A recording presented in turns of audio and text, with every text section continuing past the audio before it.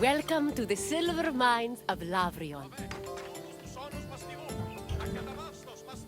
The mines make me nervous. All those fumes can't be safe to inhale day in and day out. The Laurion silver mines were discovered between Thorikos and Cape Sunion, near Athens. They were rich in the mineral galena and provided Athens with much of the silver necessary to mint its currency. Because of this, the mines were invaluable to the city, and the resources they provided helped turn Athens into one of the most powerful states in Greece. We will meet again after you've seen what the mines have to offer. Farewell for now, wanderer.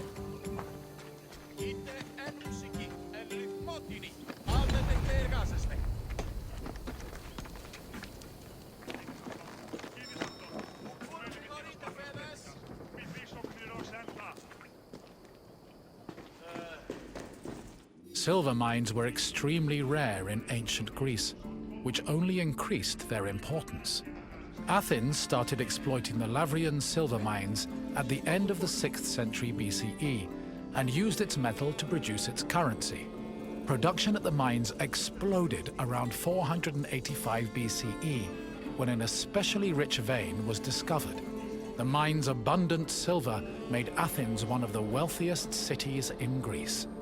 They also provided the resources necessary to build a fleet large enough to defeat the Persians at the Battle of Salamis. In short, the Laurion mines played an integral part in the emergence of Athens as a Greek superpower.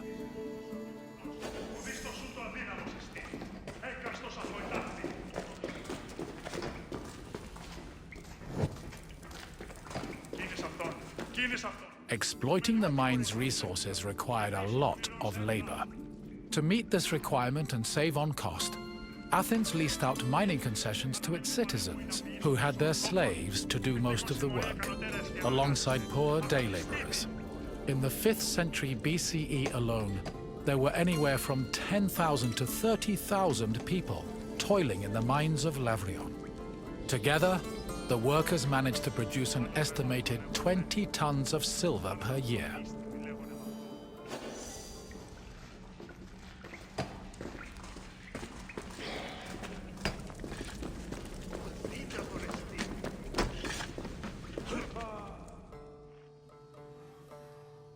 Mining in Laurion was a two-step process. First, the ore was extracted, and then it was refined.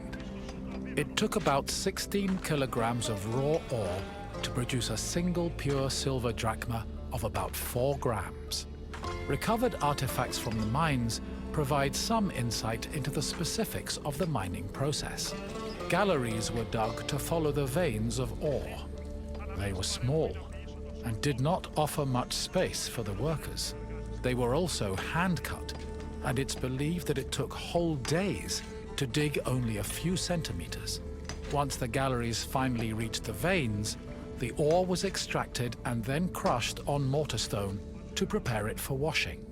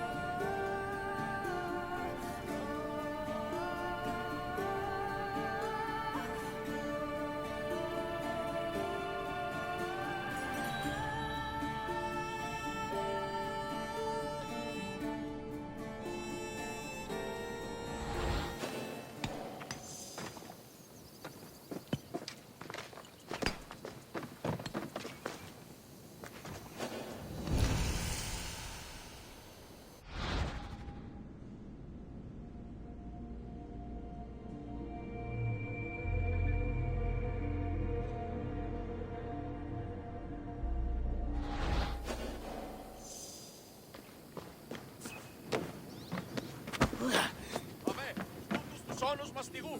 Ακαταβάστος Mine workers used washeries to help clean rock from the ore. The washing process required a large supply of water, but Laurion was an infamously dry region. To compensate, cisterns were built in the mining area to collect and conserve seasonal rainwater. Once enough water had accumulated, workers poured it into wooden troughs containing rock and ore. The water's flow separated the lighter grains of rock from the heavier ore, which was caught in depressions at the bottom of the trough. The newly cleaned ore was collected for refinement, and the water was redirected back into a tank to be reused later.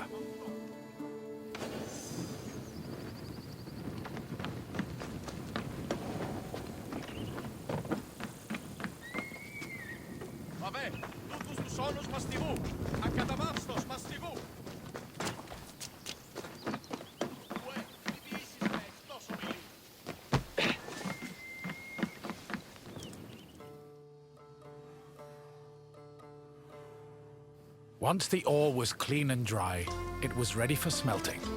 Its purpose was to isolate the silver in the ore. To do this, the ore was placed in a conical furnace filled with combustible charcoal. Bellows pumped air into the furnace to control the temperature. Inside, the ore burned, emitting a toxic smoke that was evacuated through a chimney. Eventually, the silver alloy was separated from the slag and collected for the last step in the refinement process, cupellation. Cupellation removed any leftover lead from the silver.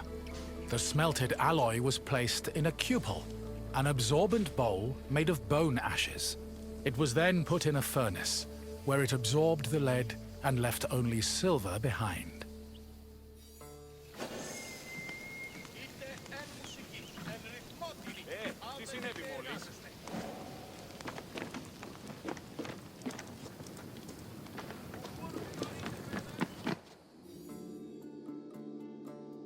While the mines of Laurion belonged to Athens, the city frequently leased them to private citizens who exploited the site for anywhere from 3 to 10 years.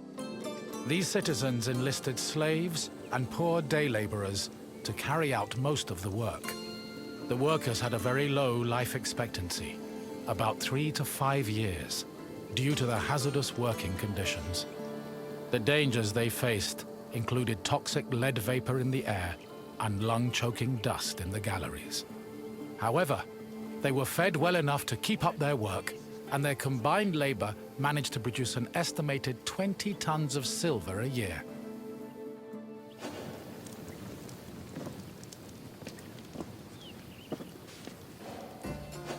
I hope you enjoyed your trip through the mines. We talk so much of Athens' glory, but we often forget the city's power was due to tremendous amounts of work. Work that often had a great human cost. What else would you like to do? Excellent! Let's begin. What was the last step in the silver refinement process?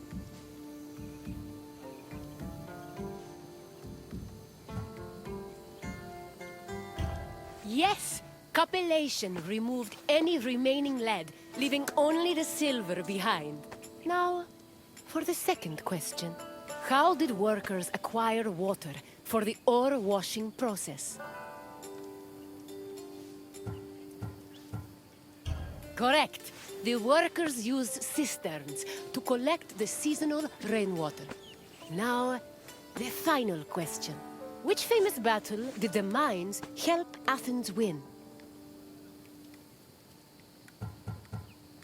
Correct. The Athenians used silver from the mines to finance a massive fleet for the Battle of Salamis. It's clear your visit has taught you much. A job well done, Wanderer.